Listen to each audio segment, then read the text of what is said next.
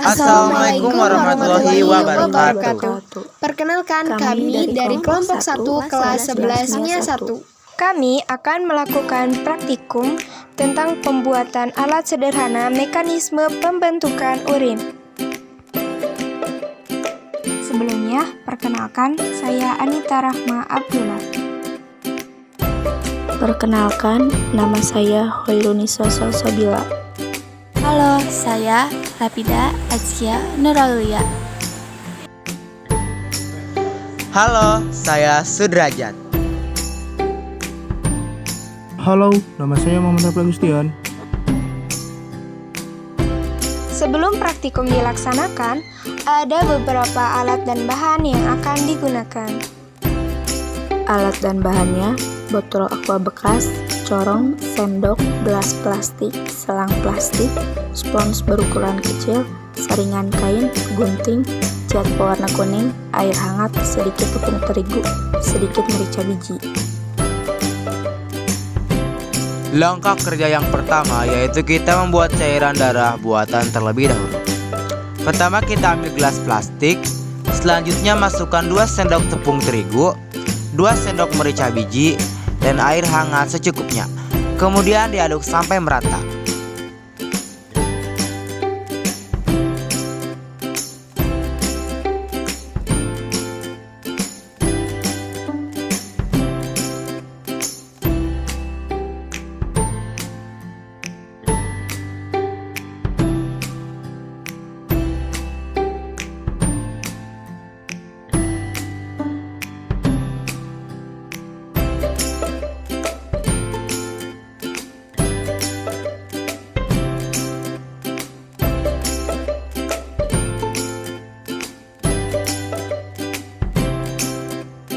Selanjutnya, membuat rancangan alat sederhana mekanisme pembentukan urin.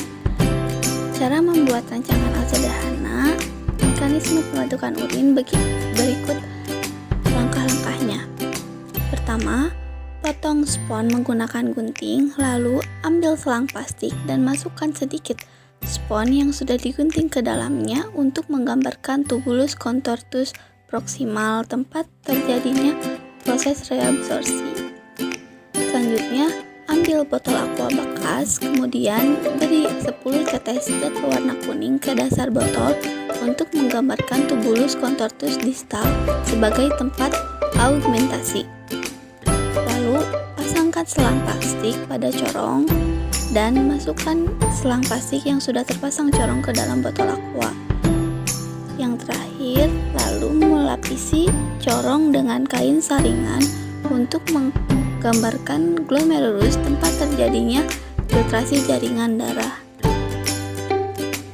Langkah kerja ketiganya, menuangkan larutan tepung terigu dan merica biji yang menggambarkan cairan darah.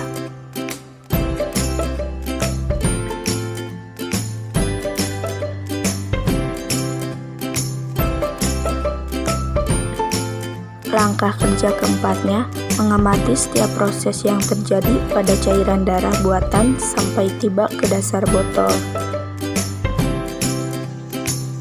Setelah cairan darah buatan dituangkan, ada beberapa hal yang terjadi. Yang pertama pada bagian corong dan saringan kain. Nah, pada bagian ini terjadi proses penyaringan cairan darah buatan dan menyisakan merica biji pada bagian atas saringan kain, yang mana hal ini menggambarkan proses filtrasi yang terjadi pada glomerulus dan nantinya akan menghasilkan jenis urin primer. Yang kedua, selang plastik berisi spons. Nah, pada bagian ini terjadi proses pengaliran cairan hasil penyaringan dari corong, sehingga cairannya menetes ke dasar botol. Proses ini menggambarkan peran tubulus contortus proximal dalam melakukan tahap reabsorpsi atau penyerapan kembali. Dan nantinya, pada tahap ini yang dihasilkan adalah jenis urin sekunder. Lalu bagian yang ketiga ada dasar botol dengan 10 tetes zat pewarna kuning. Pada bagian ini terjadi proses pencampuran cairan yang menetes dari selang plastik dengan zat pewarna, sehingga warnanya berubah menjadi kuning dari yang awalnya putih dan volume cairannya pun akan bertambah. Dan hal ini menggambarkan proses augmentasi atau sekresi yang dilakukan pada bagian tubulus contortus distal.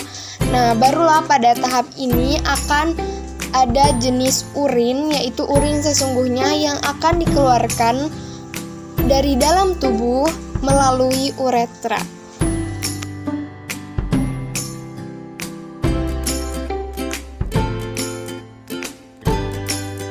Kesimpulannya, jadi berdasarkan hasil praktikum dan teori tentang pembentukan urin, ada 3 tahapan yang dilalui untuk dapat menghasilkan urin sesungguhnya. Agar dapat dikeluarkan, tahapan itu terdiri dari tahapan filtrasi yang menghasilkan urin primer, tahapan rebroship yang menghasilkan urin sekunder, dan tahapan seleksi atau augmentasi yang menghasilkan urin sesungguhnya, yaitu urin yang mengandung limbah hasil filtrasi dan reabsorpsi dan sudah tidak dibutuhkan lagi oleh tubuh dan memiliki warna kuning jernih yang diakibatkan adanya zat ukrohum dalam bagian tubulus contortus distal.